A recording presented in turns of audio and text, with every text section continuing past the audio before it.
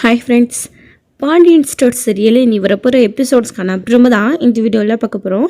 வாங்க ஃப்ரெண்ட்ஸ் பார்க்கலாம். ராஜையும் கதிரும் சேர்ந்து நம்ம முத்துவேலை பார்க்க போயிருக்காங்க ஹாஸ்பிட்டலுக்கு.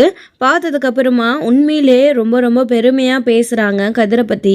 ராஜுக்கு அது கொஞ்சம் பொறாமையாக இருக்குது. பெத்த பொண்ணை விட மாப்பிள்ளை அந்தளவுக்கு முக்கியமாக போயிட்டாங்கன்னு சும்மா கதிர்கிட்ட வம்பு எழுதுக்கிட்டு 2 பேரும் நைட்டு திரும்பவும் வீட்டுக்கு வந்துடுறாங்க. அவங்க வந்ததுக்கப்புறமா உண்மையிலே நம்ம பொண்ணு கதிரை கல்யாணம் பண்ணிக்க நம்ம பொண்ணு தாங்க கொடுத்து வச்சுருக்கணும் அப்படின்னு அவங்களுடைய அம்மா சொல்கிறாங்க. ஆமாம், கதிர் ரொம்ப நல்ல பையன். ராஜியா அவன் நம்மளை விட நல்லா பார்த்துப்பான்ற நம்பிக்கை எனக்கு இருக்குது. அவன் என்னை எப்படியெல்லாம் பார்த்துக்கிட்டான் தெரியுமா? நம்ம பொண்ணையும் அதே மாதிரி நல்லா பார்த்துப்பான். அதே மாதிரி நம்ம பொண்ணு ஆசைப்பட்ட அந்த ஐபிஎஸ் ஆகணுன்ற கனவை கண்டிப்பாக கதிர் நிறைவேற்றுவான்ற நம்பிக்கை எனக்கு இருக்குது அப்படின்றாங்க. ஆமாங்க, பார்க்கும்போதே தெரியுது அப்படின்னு அவங்க 2 பேரும் அவங்க பொண்ணையும் மாப்பிள்ளையும் நினச்சி ரொம்ப பெருமையாகவும் சந்தோஷமாகவும் இருக்காங்க. இன்னொரு சைடு வீட்டுக்கு போனதுக்கப்புறமா எல்லாரும் ஆக்சுவலி நைட் ஆகிடுச்சின்னு தூங்கிட்டு இருக்காங்க. இவங்களும் போயிட்டு தூங்க ஆரம்பிச்சிட்றாங்க. மறுநாள் காலையில் எழுந்திரிச்சு எல்லோரும் வழக்கம் போல் வேலை செஞ்சிட்ருக்காங்க. கோமதி எல்லாருக்கும் காஃபி போட்டு கொடுக்கவும் அப்போ தான் உட்காந்து காஃபி குடிச்சிட்ருக்காங்க. பாண்டியன் வராரு. பாண்டியன் வந்ததுக்கப்புறமா கதிரிக்கிட்ட நீ ஹாஸ்பிட்டலுக்கு போயிருந்தி கதிரே, உன் மாமனார் எப்படி இருக்காரு அப்படின்னு கேட்குறாங்க. பரவாயில்லப்பா, அவர் நல்லா தான் இருக்காரு அப்படின்னு பேசிகிட்டு இருக்காங்க. அந்த சமயத்தில் ராஜு வராங்க. வாப்பா ராஜு, அப்பாவை போய் பார்த்தையே, எப்படிப்பா இருக்காரு அப்படின்றாங்க. இந்த கேள்வியை தானே என்கிட்டையும் கேட்டார் அப்படின்னு நினச்சிட்டு அதுக்கப்புறமா ராஜையுமே மாமா அப்பா நல்லா இருக்காரு, நானும் கதிரும் போய் அப்பாவை பார்த்துட்டு தானே வரோம், நல்லா தான் இருக்காரு, நாளைக்கு அதாவது இன்றைக்கி டிஸ்சார்ஜ் பண்ணுறதா அம்மா நேத்தே சொன்னாங்க அப்படின்னு சொல்லிட்டு இருக்காங்க. ஓ அப்படியாப்பா, சரி அப்படின்றாங்க. அதுக்கப்புறமா பாண்டியனும் கடைக்கு கிளம்புறதுக்காக நிற்கிறாரு. ஏண்டி கோமதி, எங்கடி சரவணன் கடைக்கு கிளம்பிட்டானா அப்படின்றாங்க. கடைக்கா தெரியலைங்க, காலையில் எங்கேயும் கிளம்புனா, ஆனால் கடைக்கு போயிருக்கானா என்னன்னு எனக்கு தெரியலைங்க அப்படின்றாங்க. இப்படி பதில் சொன்னால் எப்படி கோமதி அப்படின்றாங்க. ஏங்க வர வர அவன் எங்கே போகிறேன் எங்கே வரேன்றதை என்கிட்ட என்ன சொல்லிட்டாங்க போகிறான். அவன் என்கிட்ட காலையில் போகும்போது நான் இங்கே தான் போகிறேன்னு ஒரு வார்த்தை கூட சொல்லலைங்க. நான் அங்கே தான் முன்னாடி உட்காந்து காஃபி குடிச்சிட்ருக்கேன், என்கிட்ட ஒரு வார்த்தை கூட சொல்லலைங்க. அவன் பாட்டுக்கு நேராக கிளம்பி போயிட்டே இருக்கான்.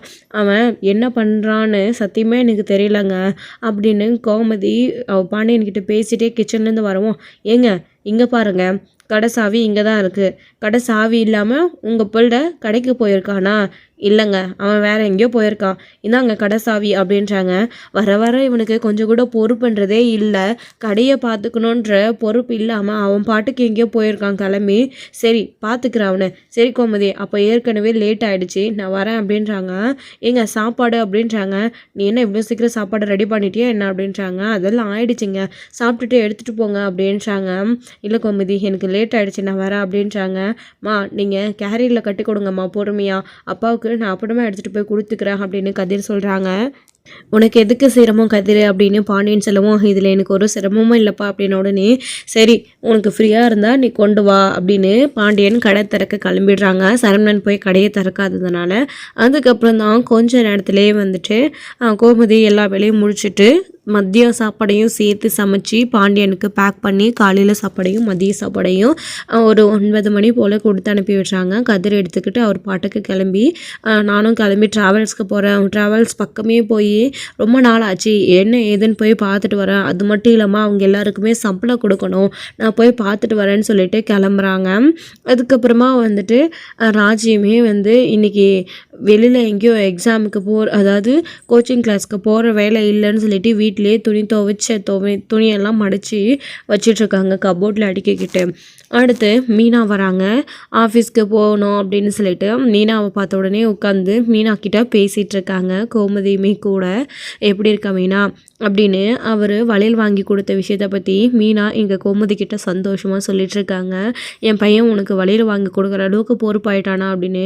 ஆமாத்த, நான் கூட முதல்ல அவரை கூட்டிகிட்டு தனியாக போகிறோம், எப்படி இருக்குமோ என்ன நடக்குமோ, கொஞ்சம் கூட அவர் பொறுப்பு இல்லாமல் இருக்கார், வீட்டை பற்றின கவலை இல்லாமல் இருக்கார், தனியாக போகணுன்னு மட்டும்தான் நினைக்கிறாரே தவிர வேறு எதையும் நினச்சி கூட பார்க்க மாட்டேன்றாருன்னு யோசிச்சாத்த.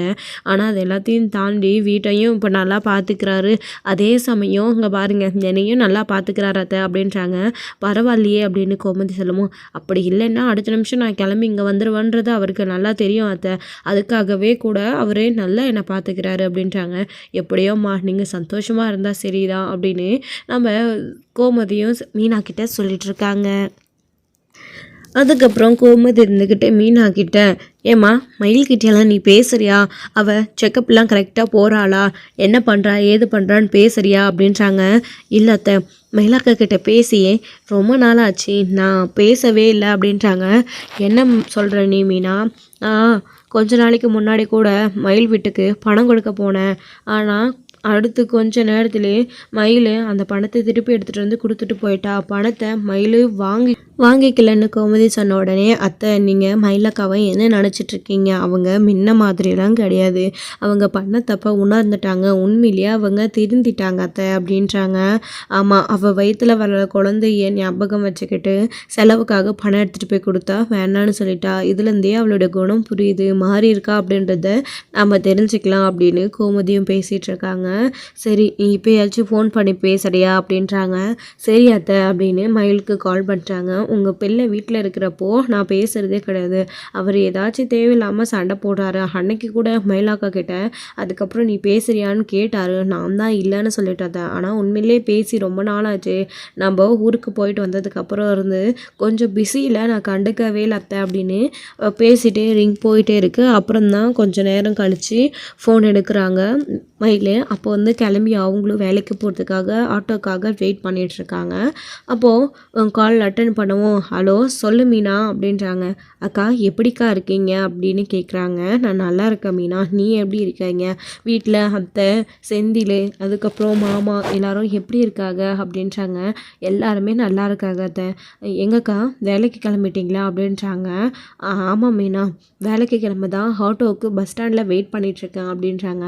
ஓ அப்படியாக்கா, சரிக்கா மாத்திரை மெடிசன் இதெல்லாம் கரெக்டாக எடுத்துக்கிறீங்களா, செக்கப்லாம் போகிறீங்களா அப்படின்றாங்க.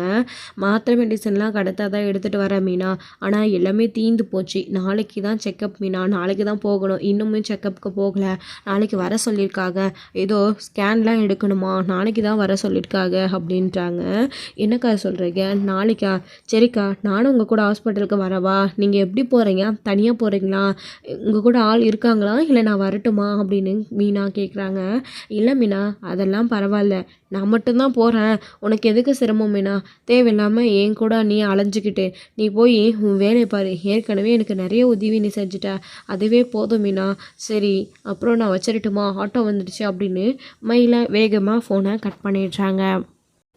அப்போ தான் கோமதி இருந்துக்கிட்டு, என்னம்மா என்ன மீனா என்ன சொன்னா மயில் அப்படின்றாங்க. அத்தை மாத்திரைலாம் கரெக்டாக தான் எடுத்துகிட்டு இருந்தாங்களாம், மாத்திரை தீர்ந்து போச்சான், நாளைக்கு தான் செக்கப் இருக்கான் அத்தை, நாளைக்கு தான் போகிறாங்களாம், தனியாக தான் போகிறாங்க போல இருக்குது, நான் வரேன்னு சொன்னாலும் வேண்டான்னு சொல்கிறாங்க அத்தை அப்படின்றாங்க. ஆமாம் எந்த ஹாஸ்பிட்டல் செக்கப் போகிறாலாம், ரெகுலராக எங்கே பார்த்துட்ருக்காளாமா அப்படின்றாங்க. அத்தை நான் முதல்ல அவங்க மயக்கம் போட்டு விழுந்தாங்க அப்படின்னு சொன்னப்போ கூப்பிட்டுட்டு போன ஹாஸ்பிட்டல், அதே ஹாஸ்பிட்டலுக்கு தான் ரெகுலராக அக்கா செக்கப்புக்கு போயிட்டுருக்காங்க போல இருக்கா அத்தை அப்படின்றாங்க. ஆமாம் எந்த ஹாஸ்பிட்டலு எங்கே போகிறாளாம் அவ அப்படின்னு கேட்குறாங்க. நம்ம கௌரி டாக்டர் இருக்காங்கல்ல அந்த ஹாஸ்பிட்டலுக்கு தான் அத்தை அப்படின்றாங்க. ஓ அந்த ஹாஸ்பிட்டலா அப்படின்றாங்க. ஏமா மாதமாக இருக்கிற பிள்ளை செக்கப்புக்கு ஹாஸ்பிட்டலுக்கு போகிறா, யாரும் கூட வரமாட்டாங்களாமா, என்ன மனுஷாங்க அவங்கெல்லாம், நேர மாதமாக இருந்தால் தான் குழந்தை தெரிஞ்சதுக்கு அப்புறமா தான் அவங்க கண்ணுக்கு நம்ம பொண்ணு மாதமாக இருக்கான்றதை அவங்க கண்டுபிடிப்பாங்களாமா, கூட வருவாங்களாமா, ஏன் இப்போத்துலேருந்து மயிலுக்கு உறுதுணையாக அவங்க இருக்க மாட்டாங்களாமா, என்ன மனுஷங்க அவங்கெல்லாம் அப்படின்ட்டாங்க. விடுங்க அத்தை, அதான் அக்கா நாம் போகிறோன்னு சொன்னாலும் வேண்டான்னு சொல்கிறாங்களே என்ன பண்ணுறது அப்படின்னு. சரி அத்தை எனக்கு ஆஃபீஸ்க்கு நேரம் ஆகுது, நான் வரட்டுமா அப்படின்றாங்க. சரி மீனா சரி நீ கிளம்பு அப்படின்னு அனுப்பி விட்டுடுறாங்க. அதுக்கப்புறமா நம்ம கோமதி இருந்துக்கிட்டு இந்த விஷயத்தை பற்றி யோசிக்கிறாங்க. மாசமாக இருக்கிற பிள்ளைய தனியாக விடக்கூடாது, அவள் என்னதான் இருந்தாலையும் அவள் தப்பு பண்ணியிருந்தாலையும் அவள் வயிற்றில் சுமக்கிற குழந்தை நம்ம வீட்டோடைய வாரிசு, அதை நம்ம அப்படியே விட்டுறக்கூடாது, மாசமாக இருக்கிற சமயத்தில் அந்த பொண்ணை நம்ம நல்லபடியாக பார்த்துக்கணும், நமக்குன்னு யாருமே இல்லைன்னு அந்த பொண்ணு வருத்தப்பட்டா அந்த பொண்ணோடைய நிலைமை என்ன ஆகுறது, வயிற்றில் இருக்கிற குழந்தை என்ன ஆகுறது, ஏற்கனவே ஏற்கனவே புருஷனை பிரிஞ்சு தனியாக இருக்கா. அதே அவளுக்கு ஏகப்பட்ட வலியையும் வேதனையும் கொடுக்கும். இந்த சமயத்தில் கூட யாருமே இல்லை அப்படின்னு தெரிஞ்சா இன்னுமே ரொம்ப ரொம்ப வருத்தப்படுவா. அதனால் நம்ம அவளுக்கு கூட துணையாக இருக்கணும். செக்குக்கு வேற போகிறா. ஸ்கேன்லாம் பண்ணணுன்னா நிறைய செலவாகும். அன்றைக்கே பணத்தை வேணான்னு மயில் திருப்பி கொடுத்துட்டு போயிட்டா. நாம் கூட போகலாம் அப்படின்றத கோமதி யோசிக்கிறாங்க. இன்னொரு சைடு இங்கே முத்துவேலாம் ஹாஸ்பிட்டல்லேருந்து டிஸ்சார்ஜ் பண்ணி பழனியும் அவங்களுடைய அண்ணியும் கூப்பிட்டுட்டு வீட்டுக்கு வராங்க. வந்ததுக்கப்புறமா வெளியிலே நிற்க வச்சு நம்ம அப்போ தான் ஆரத்தி எடுக்கிறாங்க. ஆரத்தி எடுத்த கையோட வீட்டுக்கு கூட்டிகிட்டு வராங்க. வீட்டுக்கு கூட்டிகிட்டு வந்ததுக்கப்புறமா நம்ம குமரவேல் மேலேயே பயந்துட்டே இருக்காங்க. வீட்டில் எல்லாருமே இருக்காங்க. முத்துவேல் உட்கார்ந்த உடனே எல்லார்கிட்டையும் பேசினதுக்கப்புறமா குமரவேல் காணோன்னு அவரை தான் தேடுறாரு. எங்கே அப்பத்தா, எங்கே ஆத்தா, எங்கே குமரவேல் அப்படின்னு கேட்குறாங்க. ஏய் வந்ததும் வராதுமா, இப்போ எதுக்குடா அவனை பற்றி கேட்குறேன்? நாங்கள் எல்லாரும் ஆத்திரத்தீர வரைக்கும் அவனை திட்டோம். அவன் உன் கண் முன்னாடி நின்னா தேவையில்லாமல் நீயும் டென்ஷன் ஆவ, அவனை பிடிச்சி திட்டுவேன், உன் உடம்புக்கு தான் கேடாகும். ஏற்கனவே பல கண்டத்திலேருந்து தாண்டி நீங்கள் வெளியில் வந்திருக்கீங்க. அதனால் எதுவுமே வேண்டாம், எந்த பிரச்சனையும் வேண்டாம், அவன் எங்கேயாச்சும் இருக்கட்டும், எங்கேயாச்சும் குட்டி சேவராக போகட்டும், நீ விட முத்துவேலுன்னு அப்பத்தான் சொல்கிறாங்க.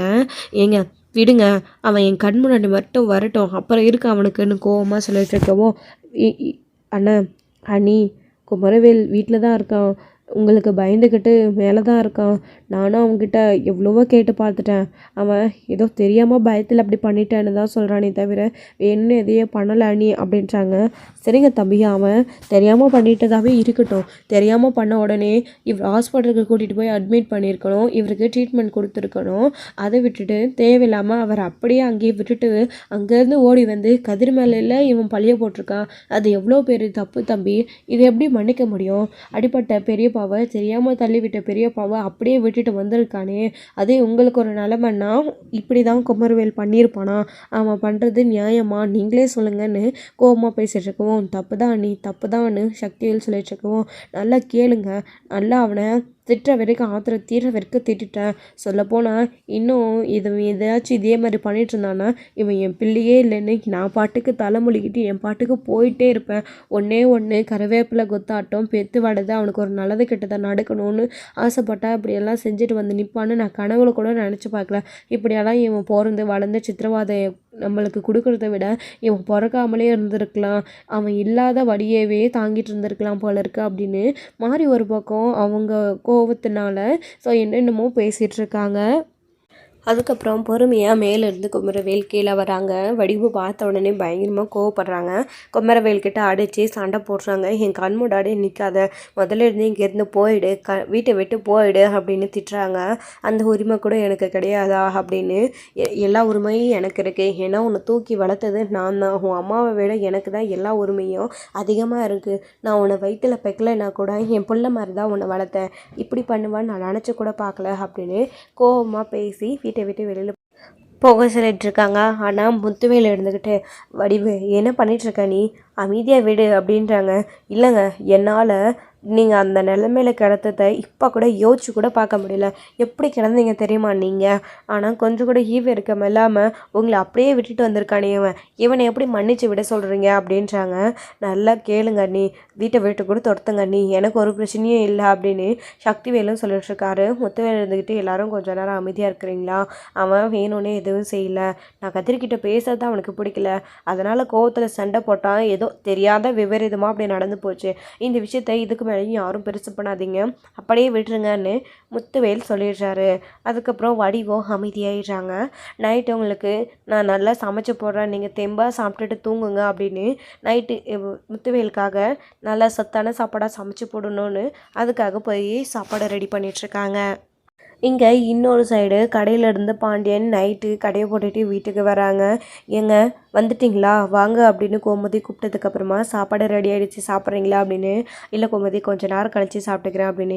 ஏங்க ஒரு மாதிரியாக இருக்கீங்க, இன்றைக்கி சரவணன் கடைக்கு எப்போங்க வந்தானா இல்லைங்களா, இன்னமும் வீட்டுக்கும் வரலையே, மதியம் சாப்பாட்டுக்கும் வரலையே அப்படின்றாங்க. எங்கே போனானோ யாருக்கு தெரியும், ஒரு வார்த்தை எங்கே போயிருக்கேன்னு யாருக்கிட்டேயும் சொல்கிறது கிடையாது, ஃபோன் பண்ணாலும் எடுக்கிறது கிடையாது.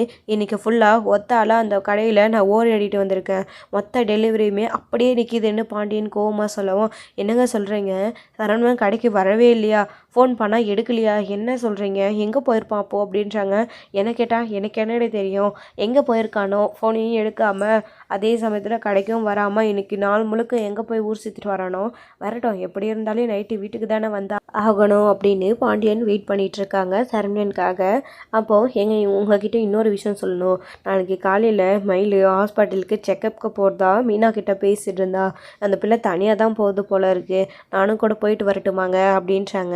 இது என்ன கேள்வி மீனா, போயிட்டு வா, மாசமாக இருக்கிற பிள்ளையை செக்கப்புக்கு தனியாக அனுப்புவாங்களா, அவங்க வீட்டில் யாரும் போலியாமா அப்படின்றாங்க. தெரியலங்க, யாரும் போல இருக்குது, அதான் தனியாக போகிறா. மீனா வரட்டுமான்னு கேட்டதுக்கு கூட வேண்டான்னு மயில் சொல்லிட்டா. எப்படிங்க தனியாக அனுப்புறது, நான் கூட போயிட்டு வரேங்க அப்படின்றாங்க. சரி கோமதி, எல்லாருக்கும் அக்கறை இல்லைனாலையும் உனக்கும் எனக்கும் அந்த குழந்தை மேலே உண்மையிலே ரொம்ப அக்கறை இருக்குது. அது நம்ம வீட்டு வாரிசு, அதை பார்த்துக்க வேண்டியது நம்ம பொறுப்பு. நீ போயிட்டு வா. அதே சமயத்தில் ஹாஸ்பிட்டல் ட்ரீட்மெண்ட்டுக்கு செலவு எவ்வளோ ஆகுதோ, செக்கப்புக்கெல்லாம் அதெல்லாம் நீ தான் பார்க்கணும். மயில் பிள்ளை கொடுக்க விட்டுறாது என்ன அப்படின்றாங்க. சரிங்கன்னு கோமதியும் பாண்டியன் கிட்ட சொல்லிவிட்டு அதுக்கப்புறம் நைட்டு வந்து எல்லோரும் வந்ததுக்கப்புறமா கதிர் ராஜி எல்லோரும் வந்ததுக்கப்புறமா சாப்பிட்டுட்டு நைட்டு தூங்கிடுறாங்க. ஆக்சுவலி சரவணன் வருவாங்கன்னு வெயிட் பண்ணி அவர் நைட்டு முழுக்க வரவே இல்லை. அதனால் கோமதி வெயிட் பண்ணி பார்த்துட்டு தூங்கிட்டாங்க. சரவணன் மிட் நைட்டில் தான் வீட்டுக்கு வந்திருக்காரு. ஸோ அவர் பாட்டுக்கு படுத்து தூங்கிட்டாரு, சாப்பிடக்கூட கிடையாது. வெளியில் அவர் எங்கேயோ ஜாலியாக அஞ்சலி கூட வெளியில் போயிட்டு சாப்பிட்டுட்டு யாருக்கும் சொல்லாமல் வீட்டுக்கு வந்திருக்காங்க. அதாவது வீட்டில் இருக்கிறவங்களுக்கு கூட தெரியாமல் சரவணன் இப்போ அஞ்சலி கூட அந்தளவுக்கு க்ளோஸாக ஊர் சுற்ற ஆரம்பிச்சிட்டாரு. இன்னொரு சைடு மறுநாள் காலையில் இங்கே மயிலை செக்கப்புக்கு போகிறதா சொல்கிறாங்க. அவங்க அம்மாவும் சரி அவங்க அப்பாவும் சரி யாருமே எதுவுமே கேட்கல. அவங்களோட சிஸ்டர் தான் நீங்கள் எப்படி அக்கா போகிறீங்க, நான் உங்கள் கூட வரேன்க்கா அப்படின்றாங்க. இல்லை, உனக்கு படிக்கிற வேலை இருக்கும், நீ காலேஜுக்கு போகணும், நீ போய் அதை பாரு, செக்கப்புக்கு தானே, நான் போயிட்டு வந்துடுறேன், என்ன புது ஹாஸ்பிட்டலான்னு சொல்லிட்டு கிளம்புறாங்க. அம்மா நீயாச்சும் போயிட்டு வரலாம் இல்லைம்மா அப்படின்றாங்க. எனக்கு கொஞ்சம் வேலை இருக்குடி, நான் எப்படி போக முடியும் அப்படின்றாங்க. அக்கா கூட போகிறத விட உனக்கு வேலை முக்கியமாம்மா அப்படின்னு அவங்க தங்கச்சி கேட்டாலையும் எதுவுமே பதில் சொல்கிறது கிடையாது. அடுத்து நம்ம மயில் இருந்துக்கிட்டே வேணா விடு சொல்கிறாரு. எதுக்காக நீ இப்போது தேவையில்லாமல் சண்டை போட்டுட்ருக்க, நான் போயிட்டு வந்துடுறேன், எனக்கு ஒரு பிரச்சனையும் இல்லைன்னு சொல்லிட்டு அவங்க பாட்டுக்கு கிளம்பிடுறாங்க. இன்னொரு சைடு எல்லாரும் கிளம்புனதுக்கப்புறமா கோமதியுமே ஹாஸ்பிட்டலுக்கு போகலான்னு தான் கிளம்புறாங்க மயில் கூடவே. அப்போது சரவணன் வராரு. அப்போது சரவணனை பார்த்து எங்கே போயிருந்த அப்படின்னு கேள்வி கேட்டு சண்டை போடணும்னு கோமதிக்கு தோணுச்சு. இப்போது ஹாஸ்பிட்டலுக்கு அவசரமாக போய்கிட்டு இருக்கிறதுனால கோமதியாலையுமே எதையுமே கேட்க போகிறதில்ல. போயிட்டு இவனை பேசிக்கிறான் அப்படின்னு சொல்லிட்டு நேரம் ஆகுதுன்னு கோமதியும் கொஞ்சம் பணத்தை எடுத்துக்கிட்டு கிளம்பிடுறாங்க. அதுக்கப்புறம் மயில் போயிட்டு ஹாஸ்பிட்டலில் செக்அப் பண்ணுறதுக்காக வெயிட் பண்ணிகிட்ருக்காங்க. எல்லோரும் ஜோடியாக வந்திருக்காங்க. அதை பார்த்து ரொம்ப மனசு கஷ்டப்படுறாங்க. அதுக்கப்புறம் டெஸ்ட் எடுக்கும்போது பிபி செக் பண்ணும்போது உங்கள் கூட யார் வந்திருக்கா அப்படின்னு கேட்குறாங்க. மயில் திருன்னு முழிக்கிறாங்க. நான் மட்டும்தான் சொல்ல வராங்க. அதுக்குள்ளேயே அங்கே கோமதி வந்துடுறாங்க. நான் கூட வந்திருக்கேன் அப்படின்றாங்க. நீங்கள் யார், எங்கே போயிருந்தீங்க இவ்வளோ நேரம் அப்படின்னு சிஸ்டர் கேட்குறாங்க. நான் யாருன்னு தெரிஞ்சாதான் அவளுக்கு செக்கப் பண்ணுவீங்களா, நான் அவளுடைய அத்தை அப்படின்றாங்க. ஓ இல்லைம்மா, சும்மா ஃபார்மாலிட்டிஸ் கேட்டோம் அப்படின்னு. சரி வாங்க அப்படின்னு வெயிட் பண்ணுங்கள், டெஸ்ட் எடுக்கணும்னு மயில் கூடவே டெஸ்ட் எடுக்கும் போதெல்லாம் நிற்கிறாங்க. மயிலுக்கு அவங்க அத்தை வந்ததில் ரொம்ப ரொம்ப சந்தோஷம். அத்தை நீங்கள் எங்கே அத்தை அப்படின்றாங்க. நீ மீனா கிட்டே பேசினதை நானும் தான் கேட்டேன், நீ தனியாக போகிறேன்னு சொன்ன உடனே உனக்கு துணையாக நான் வந்தேன் அப்படின்னு. செக்கப்லாம் முடிச்சதுக்கப்புறமா மாத்திரை மெடிசன் அதுக்கப்புறம் ஸ்கேனுக்கு எவ்வளோ அமௌண்ட் ஆகுதோ எல்லாத்தையுமே கூட இருந்து கோமதியே பார்க்குறாங்க. மயில் நான் பண்ணுறேன்னு சொன்னாலையும் கோமதியே தான் எல்லாத்தையுமே பண்ணுறாங்க. நான் பார்த்துக்கிறேன், குழந்தைய பற்றி நீ கவலைப்படாத, குழந்தைய எப்படி பெற்று வளர்க்க போகிறோன்ற கவலை உனக்கு வேணாம், நாங்கள் உன் கூட இருக்கோம், உன் குழந்தைக்கான செலவு எல்லாத்தையும் நாங்களே பார்த்துக்குறோன்னு கோமதி நம்பிக்கை கொடுக்குறாங்க. மயிலுமே ரொம்ப ரொம்ப சந்தோஷப்படுறாங்க. ஸோ இதோட இந்த எபிசோட் முடிச்சிருக்காங்க. அடுத்தடுத்த எபிசோடில் இனி என்ன நடக்க போகுது அப்படின்றத வெயிட் பண்ண எக்ஸ்ட்ரா எல்லாம் பார்க்கலாம். தேங்க்யூ. இந்த வீடியோ பிடிச்சிருந்தா லைக் பண்ணுங்கள், ஷேர் பண்ணுங்கள், கமெண்ட் பண்ணுங்கள்.